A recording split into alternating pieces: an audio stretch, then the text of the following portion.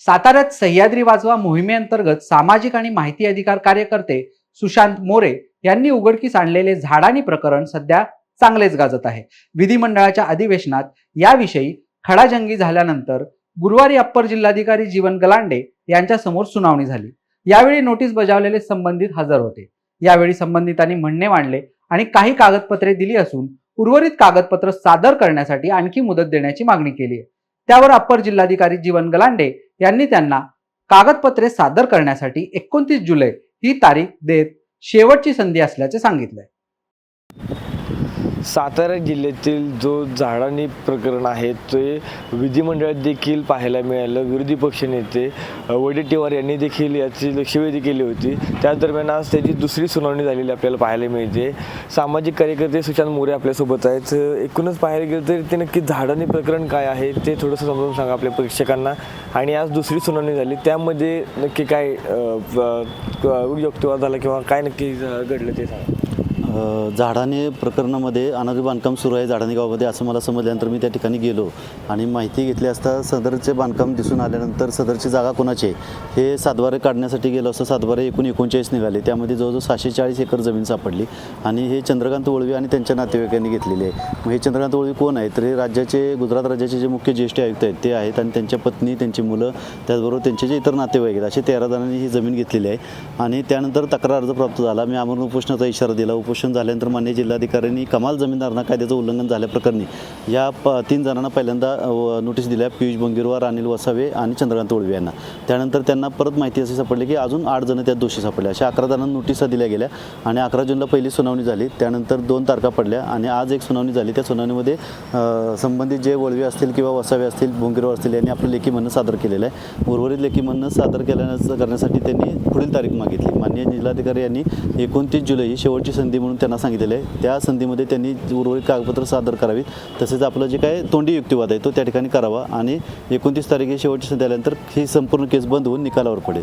याच दरम्यान विरोधी पक्षनेते विजय वडेट्टीवार साहेब यांनी या संदर्भात अधिवेशनामध्ये तारांकित प्रश्न उपस्थित केला. त्याबद्दल त्यांचं मी मनापासून आभार मानतो की सर्वसामान्य व्यक्तीला न्याय देण्याप्रकरणी विरोधी पक्षाने जो आवाज उठवला त्यामुळं तेथील झाडानी गावचे जे मूळ रहिवासी आहेत त्यांना आता न्याय मिळेल अशी आशा पल्लवित झालेल्या आहेत. माननीय जिल्हाधिकारी साहेबांनी ही केस अत्यंत गांभीर्याने घेतल्यामुळं या केसला सुद्धा चांगला न्याय मिळेल अशी मला आशा आहे.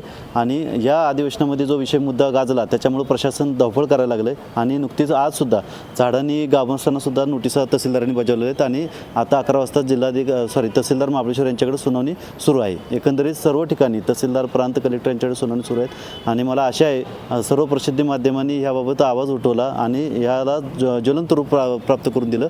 त्याच्यामुळे संपूर्ण देशभर हे प्रकरण गाजलं आणि प्रशासनाला न्याय भूमिका घ्यावी लागली आणि एकंदरीत ह्या 640 एकर जमिनीमधील बरीचशी जमीन ही सरकार जमा होईल.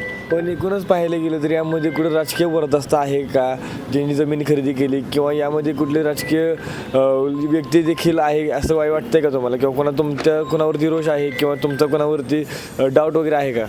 या प्रकरणामध्ये जे अधिकारी आहेत ते स्वतः एक अधिकारी आहेत आणि बाकी जे आहेत ते त्यांचे नातेवाईकच आहेत. त्यामुळे राजकीय दबाव ह्यामध्ये कुणी नाही. जमीन खरेदी प्रकरण करताना स्थानिक ग्रामस्थांना काही रकमेचा अंश दाखवल्यामुळं अज्ञान पण असतो त्यांचं. त्याच्यामुळं त्यांनी कुलमुखत्यार घेऊन म्हणजे एजंटांनी हा सर्व गोंधळ केलेला आहे. जमीन तुमची सरकार जमा होईल असं त्यांना भासवलं आणि त्यामुळे लोकांनी जमिनी सोडल्या आणि खाली जाऊन स्वतःच्या जमिनी खरेदी करून राहिलेले आहेत. हे गाव काही पुनर्वसन नाही आहे. त्यामुळे सरकार जमायची भीतीमुळे लोक खाली घेऊन राहिलेले आहेत. पण हे जे झाडानी गाव आहे ते मुख्यमंत्री एकनाथ शिंदे यांच्या खोऱ्यातलं आहे, कांदाडकी खोऱ्यातलं आहे. यामध्ये मुख्यमंत्र्यांना ओढलं जाते किंवा असं काय आहे का त्यात? नाही, त्यामध्ये माझ्याकडे जे कागदपत्र आले किंवा ज्या माहिती आल्या त्यामध्ये कुठेही त्यांचा उल्लेख आढळत नाही.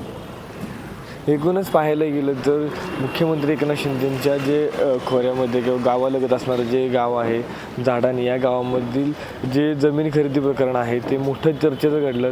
एकूणच आज दुसरा युक्तिवाद झाला आणि त्यानंतर 29 जुलै रोजी शेवटची संधी आहे ती चंद्रकांत वळवी यांच्या नातेवाईकांसह त्यांना देखील देण्यात आली आहे असं एकंदरीत सुशांत मोरे यांची सांगणं आहे. Omkar Sonali, news uncut, Satara.